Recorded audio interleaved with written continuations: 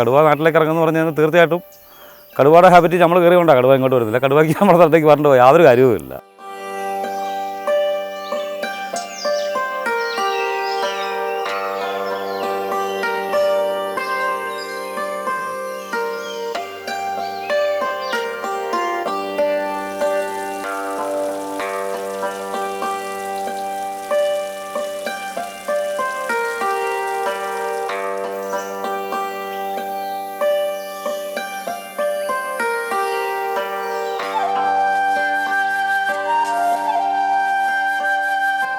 ഇപ്പോൾ ബസ് സംഘടിക്കുന്ന സംഭവം വലിയൊരു സംഭവമാണ്. തമിഴ്നാട്, കർണാടക, കേരള, അങ്ങനെ ഗോവ വരെ ഇവിടുത്തെ മഴയും വെള്ളവും കൊണ്ട് മാത്രം ജീവിച്ചുകൊണ്ടിരുന്ന ആൾക്കാരാണ്.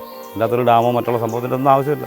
നമുക്ക് ആവശ്യമുള്ള മഴ കിട്ടും, നമുക്ക് ധാരാളം മതി. പക്ഷേ നമ്മളിതിനെ ചൂഷണം ചെയ്യാതിരുന്നാൽ മതി. വരും തലമുറയിലും ഇത് മനസ്സിലാക്കുക. പക്ഷെ മനുഷ്യരിപ്പോഴും മനസ്സിലാക്കുന്നില്ല. ഈ വനം ഉണ്ടെങ്കിലേ നമുക്ക് നിലനിൽപ്പുള്ളൂ.